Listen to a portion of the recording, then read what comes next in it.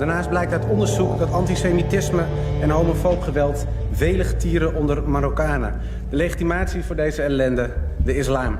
Verzoekt de regering haar angstige en politiek correcte houding ten aanzien van de islam te laten varen en de negatieve invloed van deze kwaadaardige ideologie die moet worden tegengegaan, verzoekt de regering de islam zoveel mogelijk uit Nederland te bannen en gaat over tot de orde van de dag.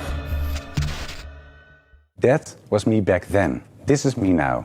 I'm no longer a member of the far right. Ironically, the thing that made me join the far right is the same thing that made me leave. It was Islam. And this is my story.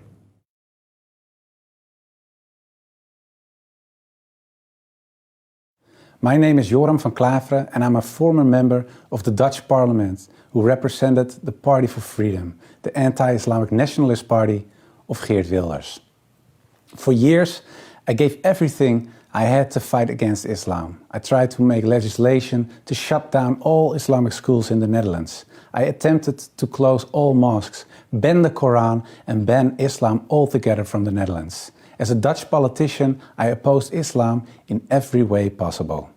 Then, in 2017, I left Parliament and finally had the time to fulfill a long-held desire to write an anti-Islam book. I wanted a book that would provide conclusive theoretical groundings for all of the objections I held against Islam as a politician. My book would settle the dispute about Islam with a clear conclusion. Islam is a danger to Europe, to America, to the West and actually to the whole wide world. Before writing my book, my view about Islam was influenced by the conservative Protestant environment of my upbringing, in which other religions, and certainly Islam, was definitely seen as wayward and wrong. I was also influenced by the cultural aversion towards Islam that many Europeans have, which was a result of their historic clashes with the Islamic world. And of course, the fears and worries I experienced during years of studying comparative religion at the university formed my opinions. Remarkably, my studies at the university actually began on September 11, 2001. Many horrors would sadly follow, inside and outside of Europe, from the murder of columnist Theo van Gogh to kidnappings, anti-Semitic terror and beheadings, to haphazard stabs, truck attacks and suicide attacks, to the proclamation of the caliphate by ISIS. There were even Muslims from the Netherlands who traveled as jihadists to Syria. These events confirmed and deepened my negative feelings about Islam and motivated me to join Wilders' party. I believed that Islam should be fought wherever possible. But as I began writing my book, I came across information that was at odds with the ideas I had. I learned that many of my ideas about Islam, stated by Orientalists, far-right Westerners, and even Islamic extremists, had little or no basis in historical Islam. My research often presented me with context and interpretations that were very different from those I had propagated for years in politics. A more nuanced image of Islam slowly developed in my mind.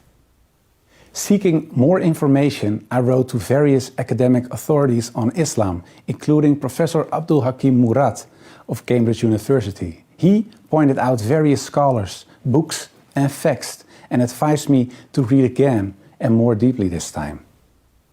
One by one, my objections to Islam vanished. Islam was no longer a religion that promoted violence, hatred and anti-Semitism, or a religion that categorized women and non-believers as inferior humans and stridently opposed democracy.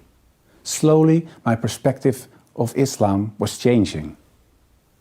I also received surprisingly satisfying Islamic answers to my existing Christian questions about specific dogmas, such as the Trinity, the sacrifice of Christ, and original sin.